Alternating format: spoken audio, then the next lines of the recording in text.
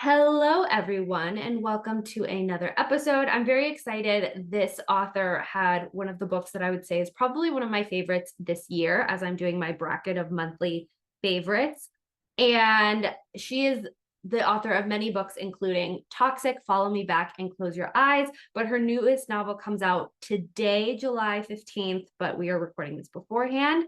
It's called Her Many Faces. Please welcome Nicci Cloke. Nicci, thank you for being here. Thank you for having me and for that Uh, lovely introduction. I'm so excited to have you and kind of dive into this novel. So, can you start with giving us a synopsis of your novel, Her Many Faces? Her Many Faces is the story of Katie, who is a waitress at a private members club in London. And she is on trial for murdering four very powerful, influential customers there.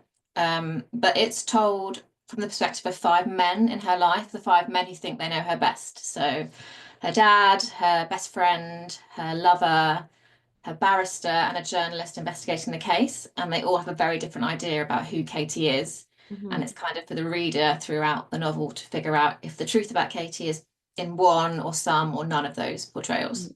Yep. And for those Americans, myself included, barrister is her lawyer.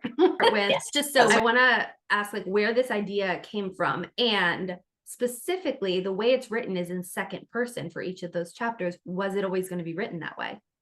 Yes, it was. So it started a long time ago, like maybe I think probably during lockdown or just before Mm-hmm. lockdown, I had this thought about names and nicknames that I've had like in my life. And like for instance, I had this boyfriend in my 20s who called me Flower because I always wore floral dresses. But it got me thinking about other nicknames that I've had, and like so Yeah. my male friends call me Clokey because I'm kind of like one of the boys with them. And I wanted to do that with a character, like tell a Mm-hmm. character through the names they've had in their life and the versions of themselves that kind of have come from those names. And Mm-hmm.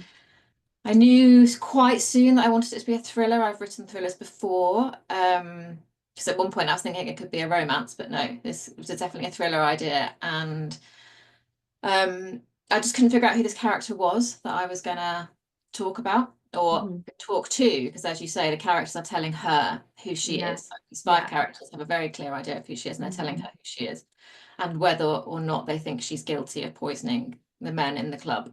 Mm-hmm. Um, but the story kind of came about because later in lockdown or after lockdown, I had a problem with the treadmill that I had ill-advisedly bought during lockdown to keep myself fit. And I had this man who'd been recommended to me by my dad, actually, come to repair it. Normal guy, really nice. We were kind of chatting as I showed him the treadmill and stuff. And just out of nowhere, he started telling me how 9/11 had been faked and how the war in Ukraine was being faked and COVID was faked and had I been vaccinated, and like he was just really aggressive and scary, and I was very aware that I was in a very small Yeah. space with him, and it got me thinking about conspiracy theories and other people that I had seen in my life on Facebook, or friends of friends who've become obsessed with conspiracy theories, and then so that element kind of came in to the plot. Oh, that's really interesting. Yeah. Also, funny enough, what day is it? Thursday. So Tuesday night, I live in near Washington D.C. and we have what we call professors and pints. I think they do them in a lot of different places, and you just go to a lecture. And this one was on the psychology of conspiracy theories and how Oh interesting, wow. like, you know, why people fall for them, what percentage of people, etc. So it's interesting that you say that, and I can like reading the book, not only having the what you see as being like an actual reality, and I say that term loosely because like you said, you're seeing it through other people's eyes, but like seeing the actual reality of what's happening in the present compared to the past and all these personalities within one another was really interesting, I think. And I wanted to ask you specifically, as you're writing all of these male characters and, the side characters that show up throughout their chapters in her life, how did you decide who those chapters were going to be, like who those men were, and who they were to her, etc.? Like, what was the planning in that? a mess, a long, messy process.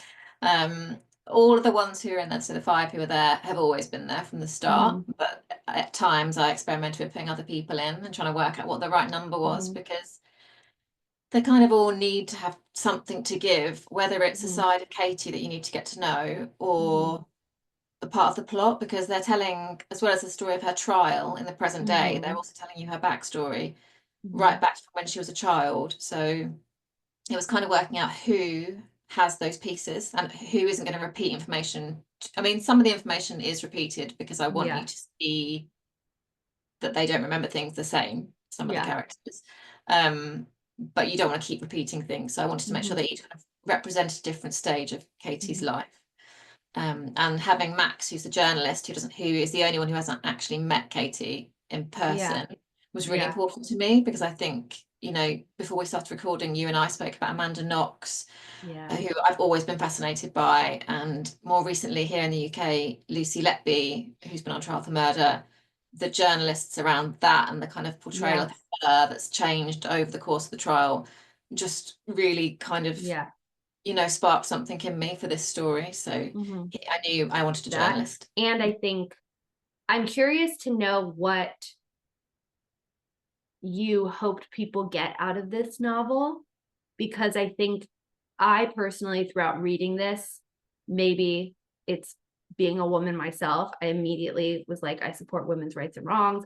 I don't think she did it. And if she did, it was probably for a reason. And like all of these men are just judging her for no reason. Or as you get to know their relationships with her, I just like dislike 90% of them. But it was so interesting to see that and then come out of it as a reader and step back and be like, well, am I biased because I want to believe her and support her? Am I biased? Or am I like reading it as it is because their bias and like their perspective of her and their perception? So I'm curious what you hope people will get out of it, or if you've seen any interesting thoughts since like people have read arcs or talked about it with you. Yeah, I mean, that is like the perfect reaction, like all those thoughts. I think that's exactly what I want. Something I really like seeing in early reviews is that obviously people get that they're biased, but people Mm, are really reading into the reasons why. It's not just mm, that, you know, they each want her to be something. There are so many reasons in each of those characters, some bad, some good. I really like that.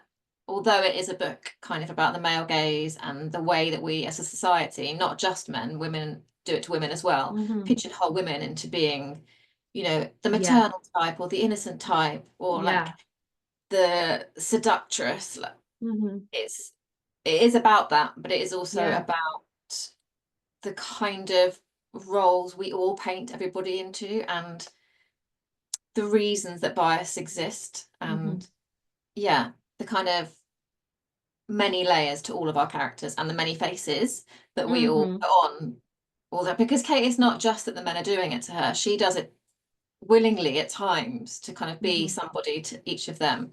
And yeah, I'm really glad that that kind of came When do you across. feel the most like yourself? I I guess writing, definitely, Hmm. like in pajamas on the sofa writing, like hair like in a mess, like Yeah. that. Yeah. Or like with family and friends. But I think for me, I actually feel like myself a lot more now than I ever have in my life. Hmm. I think in my 20s, as with the book, and I guess that's probably where the book came from, I feel like I was trying to be a lot of different things to lots of different people. Mhm, And I don't know if it's like a career stage or like post-pandemic or something, but I just feel like I've let that go, and I mhm, feel much happier in my own skin and mhm. more like myself. And that's like a really nice place to be. Now, what are some lessons that have been most impactful in your life, whether you have learned them or are still learning them and practicing them? I thought about this for a while. I think I have this really key, like if you've seen Inside Out, like a core memory of like when I was a kid, my dad came and sat talking to me, and he said to me, like, I think maybe he'd had a few drinks, so it's probably Christmas or something, but so kind of misty-eyed, and he said, you know, like, you can be whatever you want to be. Like, if you want to be like a footballer or like a race car driver or a doctor or anything, like you can be whatever you want to be. And I'm sure he probably doesn't even remember saying that, but it like really stuck with me and it gave me such freedom, like growing up, that like anything was achievable. But I think on the flip side of that, probably the most important lesson that I have learned, and I'm still learning, is how to fail. And I think that is a really difficult, whenever it comes in your life, like, because it comes to everybody. Yeah. It's so formative. And there have been lots of little failures. You know, I actually wanted to study law when I was at school. So I like applied to go to university to do a law degree. I had such a grand idea about being a barrister. So I actually said that in the UK, it's a lawyer who represents you in court, and you have a solicitor who does all the other stuff like outside of court. So I wanted to be a barrister. I wanted to, you know, get up in court. And probably on some alternative universe, I went down that path. But in this universe, I got a new boyfriend at 16, like, or 17. Failed my last maths exam. I was doing A-level maths and needed the A to get into my place at law school, and so had failed at this thing that I had set myself up to do, and I had a massive rethink at that point, like, actually, what should I be doing? And ended up going to study English, and I guess that's how I ended up here. But you know, with publishing and writing, well, writing right from the very start, I guess it's just a series of failures. No matter how successful you become, how many times you achieve those goals, there's just more failure. There's always something. I don't think even like the most successful, I'm sure like Stephen King probably feels like he's failing at something. And it's really important to learn how to like roll with that and keep going and get back up. And, you know, when you abandon 12 manuscripts, like write the 13th. It's it's a learning curve still for me, but it's I think it's important. Thank you so much for being here. Thank you for having me. Of course. Now, can you tell people where they can find you and where they can get your book? All your books, but Her Many Faces especially. I am on Instagram at Nicci Cloke. I am still on X, sadly. Also at Nicci Cloke. Oh, we're calling it that? I had to make myself do that. I really did. And I regret doing it. No, Twitter. It just doesn't. Yeah, it just doesn't roll off the tongue the same way. No, it is Twitter. And my website is niccicloke.com. Her Many Faces, I think, is available most places. Definitely Barnes and Noble, online. And yeah, ebook and audio, all that stuff. Yeah, awesome. Well, again, due to the time difference, I appreciate so much that you took any time out of your day to sit with me and chat. So thank you so much. Of course, it was lovely.